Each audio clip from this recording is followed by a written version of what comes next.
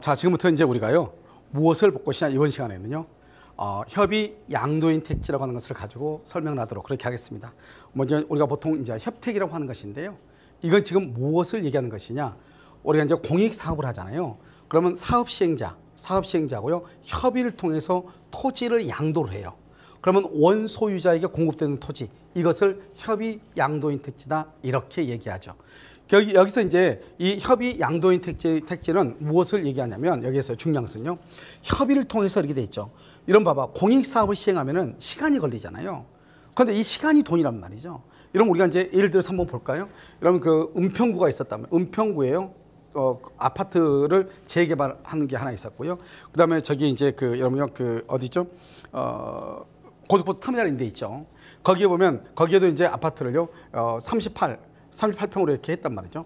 맨 처음에 여기가요, 9억 3천인가 그랬어요. 분양가가요. 여기는 은평구로 맨 처음에 같은 평수가요, 얼마였냐면 7억 6천인가 이렇게 했단 말이죠. 그런데 나중에요, 이 은평구에 있는 이 토지가요, 재개발이 조합원들 간의 갈등으로 인해서 11개월이 지연이 됐어요. 그러다 보니까 여기가 얼마가 되냐? 9억 8천으로 됐단 말이죠. 그러니까 실질적으로는요, 우리가 이제 반포에 있는 여기 아파트잖아요. 반포가 실제로 은평구에 있는 땅보다는 훨씬 더 비쌈에도 불구하고요, 결국은 뭐다? 시간이 11개월 지연되다 보니까 가격이 훨씬 더 높아진 거예요. 우리가 그래서 어떻게 해야 돼요? 모든 사업은 공공사업이든 개인 개발 사업이든 관계없이요, 시간이 돈이란 말이죠. 그러니까 여기 협의 양도인 택지라고 하는 것은 원소유자가 여기 공익사업 시행을 해서 도움을 준단 말이죠. 빨리빨리 협의하고 빨리빨리 빠져주면은 사업이 빨리 진행이 될 거 아니에요. 그러면 그렇게 우리가 끝까지 버티는 사람하고 그건 페널티를 줘야 되겠죠. 그런데요, 적극적으로 협조한 사람하고 뭐가 돼? 차등을 줘야 되잖아요. 그걸 우리는 협의 양도인 택지다, 이렇게 이해하시면 되는 거예요. 간단히요. 그러면 특징은 뭐냐면 상호 합의다. 우리가 보통 보면 강제 수용이잖아요. 그래서 우리를 뭐라 한다? 그것을 수용 보상금이라고 얘기하는 것이죠. 알겠죠? 말만 보상금이지, 왜? 법률의 규정에 의한 것이니까요. 사실 그것은 나는 싫은데 토지주는 국가가 그걸 빼앗아가는 거잖아요. 그것을 우리는 뭐라 한다? 수용이라고 하는 것인데, 여기서는 상호 합의를 통해서 토지 이전이 전제가 되는 것이고, 일단 목적이라는 것이 뭐죠? 이게 가장 중요한 게 공익사업의 원하는 취지예요. 이거보다 더 중요한 건 없죠. 그럼으로 인해서 피수용자의 재산권을 보장하고 생활 안정을 보장한다. 더 뭐로 해준다? 재산권 보장이 핵이다, 이런 말이죠. 아시겠죠? 자, 그 다음에 이제 법적 근거가 뭐냐? 여기서 보면 토지보상법, 택지개발촉진법, 공공주택특별법, 내부규정, 이런 것들 있잖아요. 이런 것들은 여러분요, 중첩적으로 적용이 되는 거예요. 알겠죠? 토지보상법의 가장 기본적인 것이죠. 알겠죠? 토지보상법이 포괄적 근거를 제공한다는 것은 일반 규정이다, 이런 말이죠. 이것이 일반 규정이고, 택지개발촉진법에는 뭐가 있냐면 택지 공급의 기준이나 대상, 또는 여기서 뭐냐? 전매 제한, 이런 것들이 여기 나와 있어. 전매 제한에 관한 것. 그것은 택지개발 촉진법이라고 하는 것을 봐야 되고요. 그다음에 공공주택 특별법에는 또 뭐가 있냐면 여기는 수의 계약을 할 수 있는 거. 그래서 택지를 공부할 수 있는 근거가 여기가 있어요. 협의에 응한 자에게, 협의를 해준 사람에게는 굳이 이것을 경쟁 입찰을 해가지고 가격을 높일 필요가 없잖아요. 그래서 수의 계약을 해가지고 낮은 가격에 공부할 수 있는 그런 법적 근거를 어디가 있다? 공공주택 특별법에 있는 것이에요. 그러니까 이런 경우는 다, 이것은 협의 양도인 택지의 경우는 이것을 다 중첩적으로 적용을 하고요. 그다음에 내부 규정이라는 것은 맞는 LH공사라든가 지방공사, 특히 여러분 지방공사가 뭐가 있죠? 예를 들어서 GH라고 있죠. 경기주택도시공사 있죠. 그 경기주택도시공사에 보면 협의 양도인 택지 및 협의 양도인 주택의 공급에 관한 세칙이라고 하는 것이 있단 말이죠. 그러니까 그런 것들을 다 적용해가지고 이것이 이루어진다, 이런 말이죠. 알겠죠? 인천도시공사 마찬가지예요. 다 거기에도 여기에 이제 내부 규정. 그래서 판례가 뭐라 그랬냐? 내부 규정에 의해서 공급, 즉 협의 양도인 택지의 공급 규정을 정하는 것도 위반된다고 할 수 없다, 이렇게 얘기했단 말이죠. 그러니까 결국은 이 모든 것들이 다 같이 중첩적으로 적용을 해서 협의 양도인 택지를 공급하고 있다, 이렇게 여러분들이 보시면 된다, 이런 말이고요. 그 다음에 이제 여기서 이제 뭐냐면 제도 도입 취지라고 되어 있죠. 예, 첫 번째 실소유자 중심으로 공급한다. 그냥 다른 사람 안 주겠다는 거예요. 알겠죠? 적극적으로 협조해 준 사람만. 알겠죠? 두 번째는 개발 이익을 서로가 공유하겠다. 왜? 우리가 개발이 빠르면 빠를수록 이익이 많아지겠죠. 그 많은 이익을 여기에 협의를 해준 사람한테, 그 사람들한테 다시 내려주겠다. 내려주려면 어떻게 내려줘요? 우리가 택지를 공급할 때 비싼 가격으로 공급하면 안 되겠죠. 그래서 좀 더 싼 가격으로, 낮은 가격으로 공급을 해주겠다 이런 말이죠. 그 다음에요, 재산권을 보장을 한다. 이게 이제 가장 중요하죠. 그 다음에 공익사업의 원활화. 그래서 공익사업이 어떻게 돼요? 어떤 사람들이 막 수용 재개를 하고 뭐 이게 뭐 소송과 이의 신청하고 그러면 시간이 정말 딜레이 되고 또 그걸 또 뭐래 공탁해야 되고 문제가 발생하잖아요. 앞에서 또 들어눕고, 알겠죠? 그럼 문제가 심각하고 기간이 멀어지는 데 있어서 이런 경우는 짧은 시간 안에 원활하게요 공익사업을 수행할 수 있으니까 국가 입장에 봤을 때는, 공공시행자 입장에 봤을 때는 아주 좋은 거잖아요. 그러니까 이런 사람들한테는 예쁘니까 좀 더 이익을 주겠다. 이게 바로 뭐냐? 협의 양도인 택지라고 하는 것이에요. 그 다음에 이제 법적 성질이라고 하는 것은 뭐냐? 우리가 이제 헌법 제23조에 보면 뭐라고 하냐면, 우리가 공공 필요에 의해서 국민의 재산권을 제한을 할 때는 반드시 법률의 규정에 의해서만 제한하도록 되어 있어요. 그 다음에 제한을 하더라도 어떻게 하냐? 정당한 보상을 하도록 되어 있단 말이죠. 이것이 이제 헌법에 있어서 가장 이제 큰 근거가 되는 것이고요. 그 다음에 우리가 이제 이 협의 양도인 택지라고 하는 것은 공공사업 시행자하고 여기가 합의로 이래서 되죠. 합의. 그러니까 협의라고 하면은 원래 계약인데 그걸 계약성으로 보면 문제가 되죠. 사법상의 계약으로 보면은 이것은 임의 규정이 돼가지고 문제가 생길 수 있단 말이죠. 당사자 간의 합의가 어떻게 돼요? 불리하더라도 여기 우리 분양을 받는 사람들한테 손해가 될 수 있잖아요. 그래도 말은 협의라고 되어 있어도 이것은 그 계약 자체는 행정처분의 성격을 가질 수 있다. 이렇게 본 거예요. 그러니까 처분성을 인정해 주는 거예요. 아무리 협의란 말이 들어가 있다 할지라도 처분성을 인정해 줬다고 하는 것은 그 내용 자체가 잘못됐을 때 뭘 할 수 있다? 소송을 통해서 권리 구제를 받을 가능성이 있다 이 말이죠. 그러니까 협의라고 해서 그걸 사법상의 계약으로 보면 안 된다 이 말이죠. 그것을 뭐로 본다? 공법적 법률 관계로 우리가 취급을 하고 있다. 그리고 그것은 뭐다? 우리는 철저하게 보호를 하고 있다. 이렇게 봐야 되겠죠. 그 다음에 원칙은 재량인데요. 우리가 재량이라고 하는 것은 내 몫대로 하는 재량이 아니에요. 어떤 일정한 재량이라고 하는 것은 일정한 어떤 울타리 안에서의 재량이에요. 그러니까 우리가 나중에도 처음에도 얘기했지만 이 재량권을 넘어서는 것을 재량권 남용이다, 재량권 일탈이다 이렇게도 표현하는 거예요. 그러니까 이런 경우는 재량권을 남용한다, 재량권을 일탈하면 그 자체의 계약이 행정처분의 성질을 가지고 있기 때문에 소송으로 다툴 수가 있는 것이에요. 아시겠죠?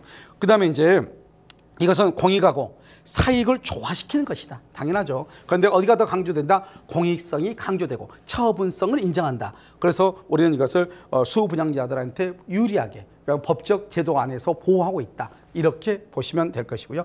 여기도 마찬가지로 기준이라고 하는 것이 있어요. 알겠죠? 그러니까 이주자 택지에서도 기준이라고 하는 것이 중요하잖아요. 그 다음에 소유 면적, 일정한 면적 이상이 돼야 돼. 무조건 되는 게 아니에요.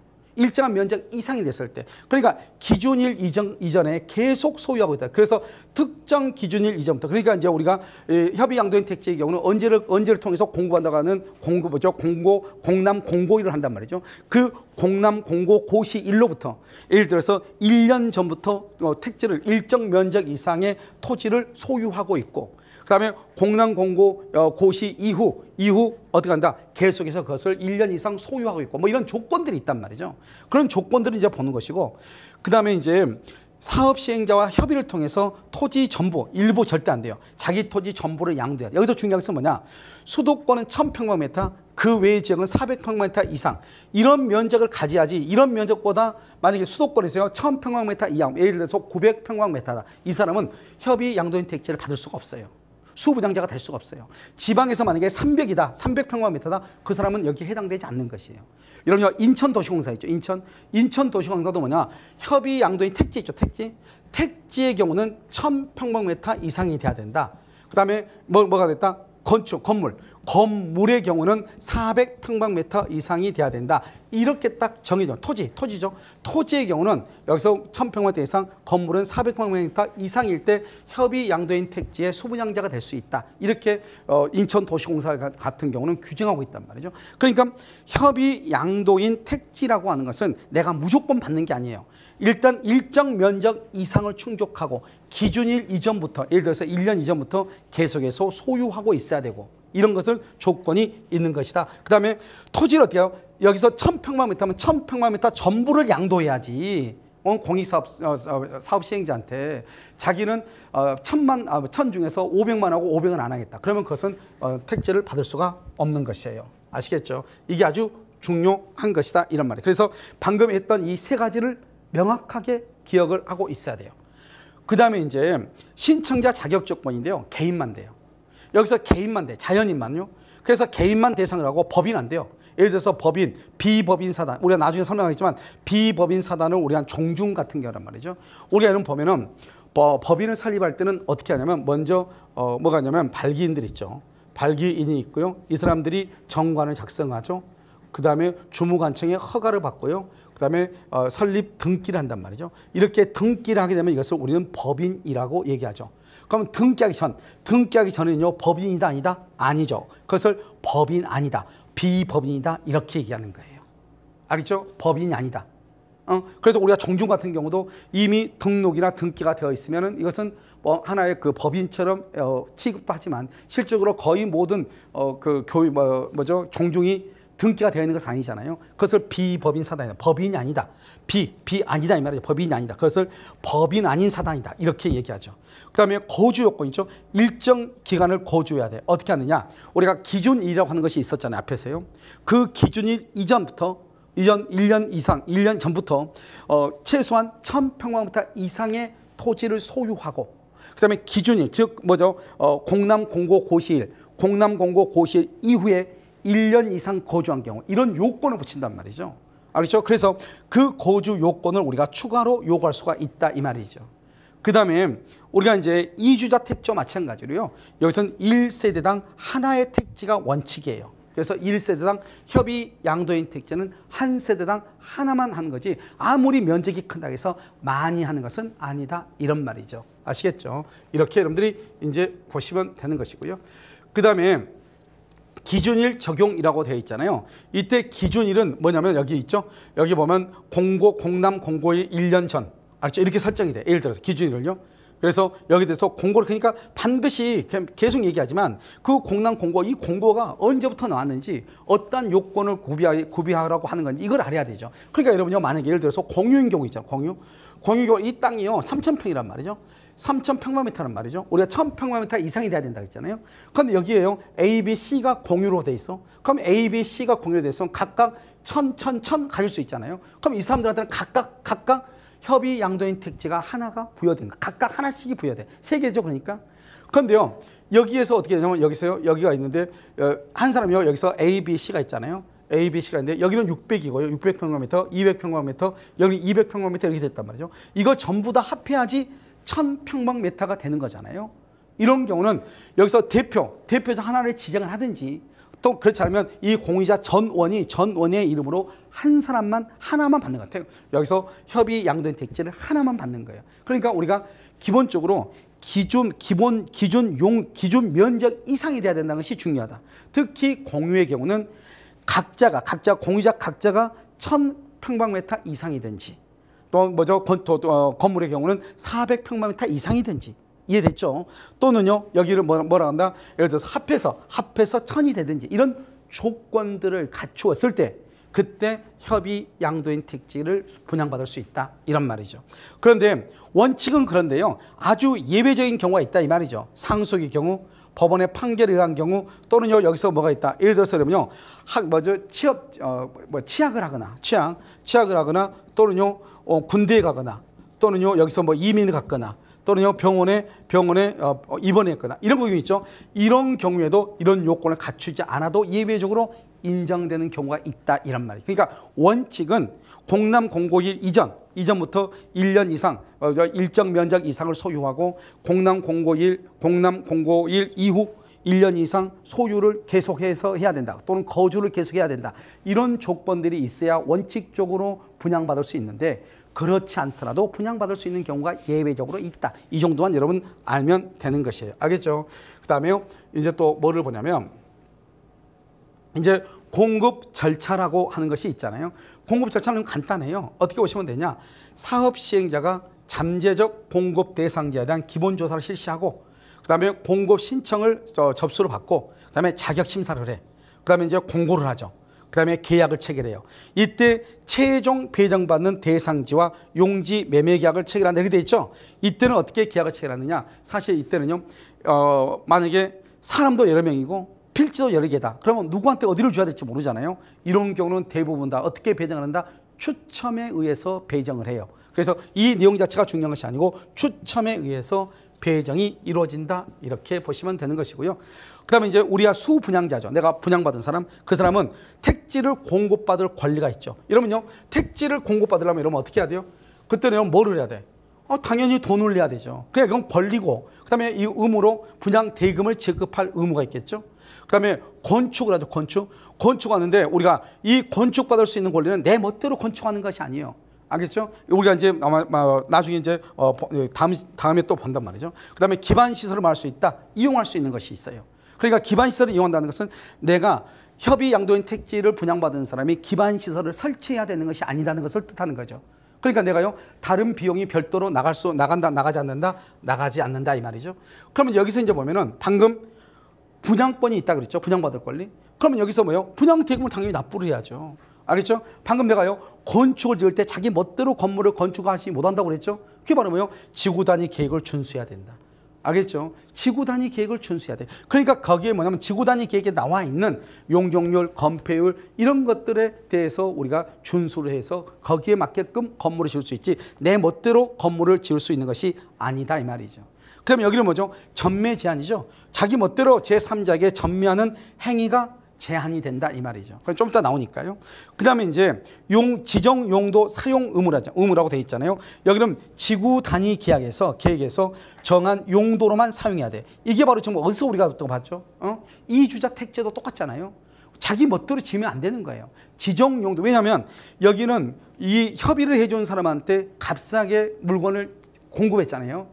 토지를 공급했잖아요. 그런데 이 사람들이 자기 멋대로 용도를 변경해버리면 그 사람은 거기다 플러스 알파에다 또 다시 플러스 알파를 또 이익을 보게 되는 거잖아요. 그럼 너무나 형평성에 어긋나는 거잖아요. 그러니까 지정 용도 외에는 사용하지 못하도록 그렇게 되어 있는 것이에요. 그 다음에 이제 건축 제한, 이런 것들은 이제 방금 얘기했지만 지구 단위 계획에 따라서, 이게 중요해. 지구 단위 계획에 따라서. 그러니까 여러분들이요, 과연 협의 양도인 택지의 경우 내가 이것을 분양받은 사람한테 다시 이걸 사고 싶단 말이죠. 자기 멋대로 하면 안 돼요.